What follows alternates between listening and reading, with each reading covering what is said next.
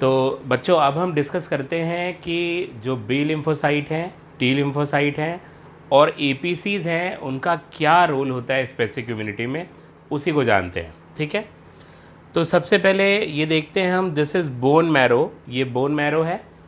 Bone marrow primary lymphoid organ होता है, जैसा कि हमने पहले ही डिस्कस किया था। प्राइमरी लिम्फॉइड ऑर्गन का मतलब यहाँ पर बी और टी लिम्फोसाइट बनते हैं या उनका मैचुरेशन होता है। अब अगर हम यहाँ देखें तो बी लिम्फोसाइट और टी लिम्फोसाइट दोनों बोन मैरो में ही बनती हैं by a process known as haematopoiesis.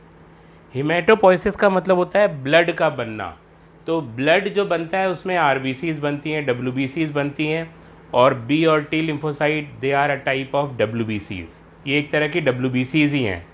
तो ये भी यहीं पर बनती हैं बोन मैरो में by a process known as haematopoiesis. Haemato मतलब ब्लड, पोइसिस मतलब बनना। तो बी लिम्फोसाइट जो है वो बोन मैरो में ही बनती है और उसका मैचुरेशन भी बोन मैरो में ही होता है, जैसा कि आपको मैंने पहले ही बताया था स्टार्टिंग ऑफ द चैप्टर में। जब इम्यूनिटी स्टार्ट किया था तो स्टार्ट में बताया था प्राइमरी लिम्फॉइड ऑर्गन में बी लिम्फोसाइट बोन मैरो में बना, बोन मैरो में ही इसका मैचुरेशन हुआ। इसका मतलब इसके ऊपर एंटीजन स्पेसिफिक रिसेप्टर्स वो बोन मैरो में ही लगा दिए गए। यहाँ पर एंटीजन स्पेसिफिक रिसेप्टर्स जो हैं, मान लीजिए एंटीना है, ये कहाँ पे लगा, बोन मैरो में ही लग गया। बोन मैरो में ही इसकी मैच्योरिटी हुई। मगर टी लिम्फोसाइट बनी तो बोन मैरो में, पर उसका जो मैचुरेशन है वो बोन मैरो में नहीं होता।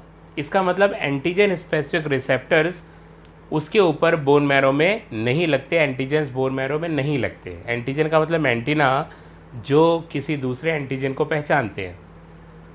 ये टी लिम्फोसाइट जाती है थाइमस में। थाइमस को हम कहते हैं training school of T lymphocyte और थ्रोन ऑफ इम्यूनिटी, क्योंकि यहाँ पर टी लिम्फोसाइट का मैचुरेशन होता है। तो थाइमस में टी लिम्फोसाइट का क्या होता है, मैचुरेशन। और ये कुछ तरह की टी लिम्फोसाइट्स यहाँ पर बनती हैं, जैसे कि टी हेल्पर सेल और killer T cell. T H helper T cell, T के किलर टी सेल। ये दो तरह की सेल्स यहाँ पर बन रही हैं। यहाँ पे जो टी हेल्पर सेल्स है उन पे CD4+ रिसेप्टर होते हैं, ये उनकी पहचान होती है। जबकि टी के सेल के पास CD8+ रिसेप्टर होते हैं, ये इनकी पहचान होती है। तो इनके पास CD8+ रिसेप्टर्स ये वाले, जबकि हेल्पर टी सेल के पास CD4+ रिसेप्टर्स होते हैं, जो रेड कलर से हमने ड्रॉ किया है। ठीक है, तो हेल्पर टी सेल और किलर टी सेल ये दो टी सेल्स बन गई। यहाँ पर अगर हम स्पेसिफिक इम्यूनिटी की बात करें तो पूरी स्पेसिफिक इम्यूनिटी को मैसेज देने वाला, स्टिमुलेट करने वाला हेल्पर टी सेल होता है। आप कह सकते हो कि एक तरह से ये किंग है इस पूरे इम्यून सिस्टम का, हेल्पर टी सेल, क्योंकि यही मैसेज देता है। तो सारा इम्यून सिस्टम वो एग्रेसिवली एंटीजेंस को, पैथोजेंस को, माइक्रोब्स को, इन सबको मारने लग जाता है। जिस भी एंटीजन के लिए आदेश देगा उसी को मारेंगे ये, जिसके लिए नहीं देगा उसको नहीं मारेंगे। मतलब एंटीजन से पहले इंटरैक्ट करेगा और जानेगा कि एंटीजन आया है, तब ये सभी को आदेश देता है। अब ये होता कैसे, ज़रा वो देखते हैं। आपको बताया था कि जो एपीसीज होती हैं, एंटीजन प्रेजेंटिंग सेल, उनके ऊपर जो एमएचसी प्रोटीन होता है वो एमएचसी क्लास 2 होता है। यहाँ पर देखिए, इसके ऊपर एमएचसी क्लास 2 होता है, मेजर हिस्टोकम्पेबिलिटी प्रोटीन क्लास 2 इन पे प्रेजेंट होता है। और इनका काम होता है एंटीजन को प्रेजेंट करना टी हेल्पर सेल को, जैसा मैंने लिखाया था। जबकि जो दूसरे एमएचसी होते हैं, एमएचसी क्लास 1, वो किलर टी सेल को एंटीजन प्रोवाइड करते हैं, उसे एंटीजन दिखाते हैं, जो हमने यहाँ ड्रॉ नहीं किया है पर हमने आपको लिखवाया है कि MHC class 1 are present on all nucleated cells of the body and they present antigen to killer T cell. वो किलर टी सेल को एंटीजन दिखाते हैं, जबकि APCs they present antigen to helper T cell. अब दोनों में अंतर होता है। जब किलर टी सेल को MHC1 वाले एंटीजन दिखाते हैं, तो जिस किलर टी सेल को दिखाते हैं एंटीजन, वो खुद एक्टिवेट होता है, बस किसी और को एक्टिवेट नहीं करता, खुद एक्टिवेट होकर पागल होकर जाता है, कहाँ है वो एंटीजन, उसको मारने लग जाता है। तो जिसको जिसको दिखाते हैं वो एक्टिवेट होता है। मतलब जिस जिस किलर टी सेल को दिखाते हैं वो एक्टिवेट होता है, दूसरे एक्टिवेट नहीं होते। तो small part of the immune system is activated, क्योंकि हर किलर टी सेल को तो जाके एमएचसी क्लास 1 वाले एंटीजन एक्सपोज नहीं करा सकते, दिखा नहीं सकते। मगर यहाँ क्या होता है टी हेल्पर के साथ, वो देखिए। ये एंटीजन का अटैक हुआ बॉडी पे, एपीसीज पहुँचे, ये मैक्रोफेजेस हो सकते हैं, ये बी लिम्फोसाइट हो सकते हैं, ये डेंड्राइट सेल हो सकते हैं। अब ये क्या करेंगे, इंजेक्शन ऑफ एंटीजन, एंटीजन को एनगल्फ कर लेंगे, उसके बाद उसके टुकड़े टुकड़े कर देंगे और एक किसी टुकड़े को एमएचसी क्लास 2 पे एक्सपोज कर देंगे। अब part of antigen is expose on the MHC class 2, ये एमएचसी क्लास 2 पे दिखाएंगे एंटीजन को, और इस एंटीजन को लेकर आते हैं ये और हेल्पर टी सेल को दिखाते हैं कि महाराज ये देखिए अटैक हुआ है। ये कहते हैं सबूत दो, कहते हैं ये रहा सबूत, ये दुश्मन के टुकड़े हैं। और जैसे ये दुश्मन का टुकड़ा इसको दिखाता है टी हेल्पर को, टी हेल्पर सेल एकदम एक्टिवेट हो जाता है, पागल हो जाता है, कहता है अच्छा हमला हुआ है, तुरंत मैं अपनी सारी सेना को बताता हूँ। और ये तुरंत ही पूरे इम्यून सिस्टम को साइटोकाइन सिग्नल्स भेजता है। ये जितनी भी टी के सेल हैं उनको साइटोकाइन सिग्नल्स भेजता है। इस प्रोसेस में एक टी सेल नहीं या एक किलर टी सेल नहीं, बहुत सारी किलर टी सेल्स को ये मैसेज भेजता है एक साथ कि भैया ये वाला एंटीजन है, ये काला वाला एंटीजन, इसको मारना है। कौन सा एंटीजन? काला वाला, इसको मारना है, ब्लैक वाले को मारना है, किसी और को नहीं मारना है। तो ये ब्लैक वाले के लिए इसको देता है और कई सारी टीके सेल ब्लैक वाले को मारने के लिए पागल हो जाती हैं एक साथ।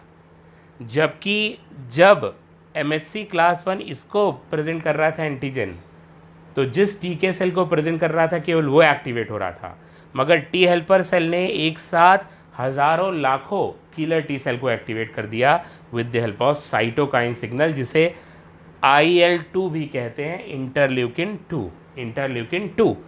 अब ये साइटोकाइन सिग्नल पहुंचता है बी लिम्फोसाइट के पास और उसे एक्टिवेट करता है। बी लिम्फोसाइट तुरंत प्लाज्मा सेल में कन्वर्ट हो जाता है और प्लाज्मा सेल का काम होता है एंटीबॉडी सीक्रेट करना।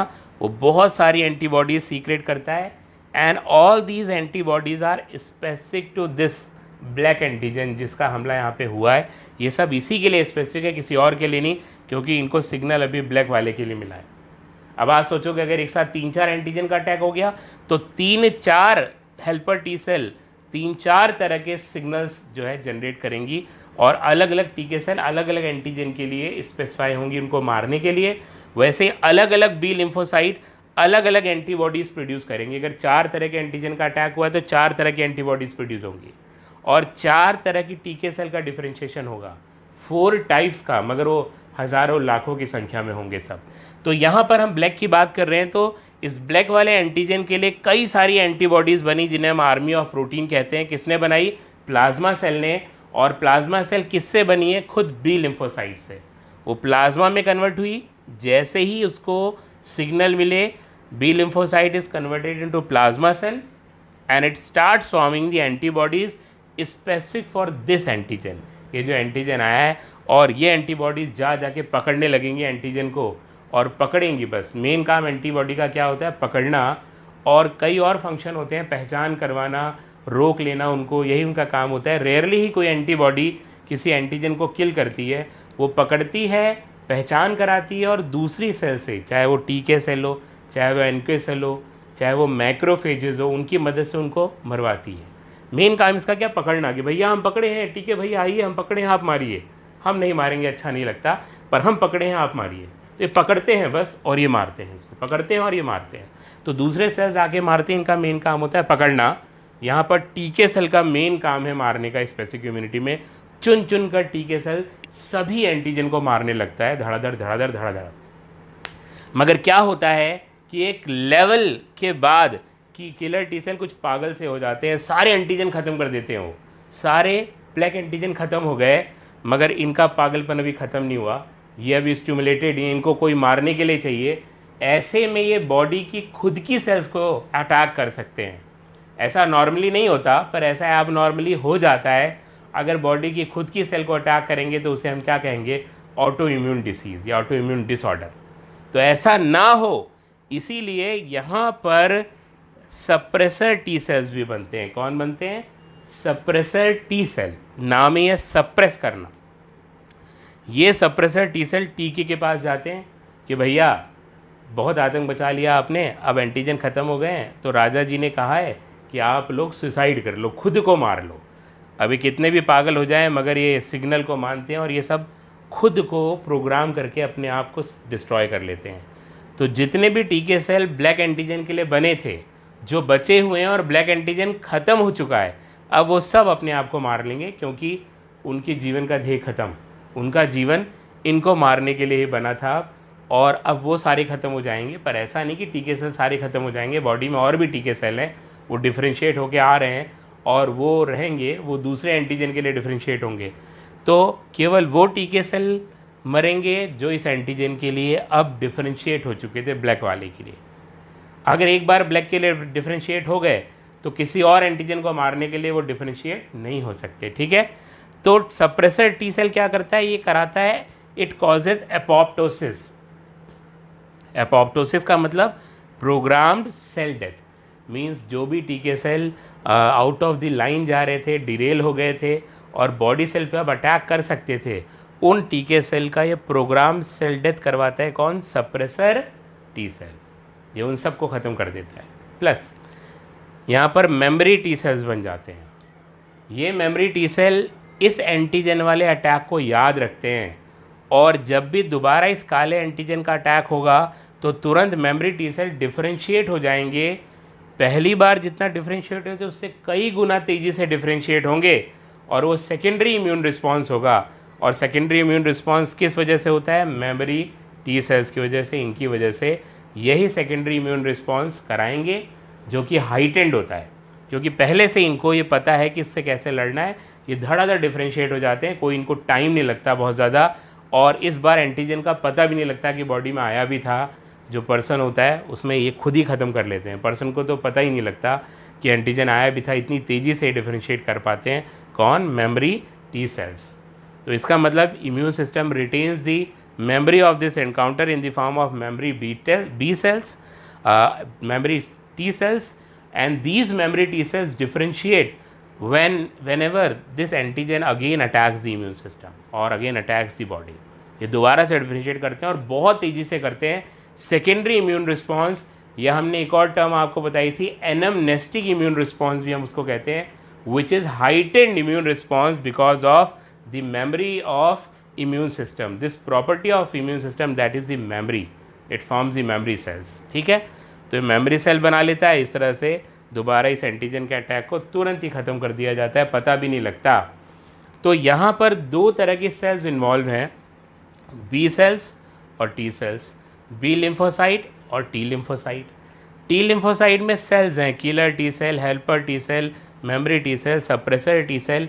इसीलिए ये जो पोर्शन है, ये पूरा जो हुआ, इसे हम कहते हैं cell mediated immunity. Cell mediated immunity, cell mediated immunity, ये सेल मीडिएटेड इम्यूनिटी है, ठीक है, सेल मीडिएटेड इम्यूनिटी। और यहाँ पर बी लिम्फोसाइट क्या करता है? वो प्लाज्मा सेल बना के एंटीबॉडीज़ बनाता है, खुद सेल लड़ने नहीं जाता।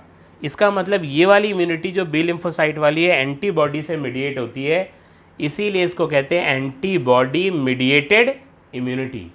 एंटीबॉडी मीडिएटेड इम्यूनिटी, इसका एक और नाम है ह्यूमोरल इम्यूनिटी, क्योंकि सेल मीडिएटेड आप नहीं भूलोगे, एंटीबॉडी मीडिएटेड नहीं भूलोगे, ये टर्म भूल सकते हो। Humoral immunity is the another name for antibody mediated immunity. Antibody mediated और ह्यूमोरल इम्यूनिटी, ये जहाँ पर एंटीबॉडीज़ होती हैं उसको हम एंटीबॉडी मीडिएटेड इम्यूनिटी कहते हैं, ठीक है। तो यहाँ पे आपको helper T cell, killer T cell, APCs, plasma cell antibody के बारे में पता लगा। अब हम और ज़्यादा एलॉबरेट करते हैं एंटीबॉडीज़ को, एंटीबॉडीज़ के स्ट्रक्चर्स को पढ़ते हैं, उनके टाइप्स को पढ़ते हैं और समझते हैं कि एंटीबॉडी क्या क्या एक्शन करती है, क्या क्या रोल प्ले करती है यहाँ पर जो है एंटीजन को ख़त्म करने के लिए। तो अगली हेडिंग डाल लीजिएगा एंटीबॉडी। एंटीबॉडी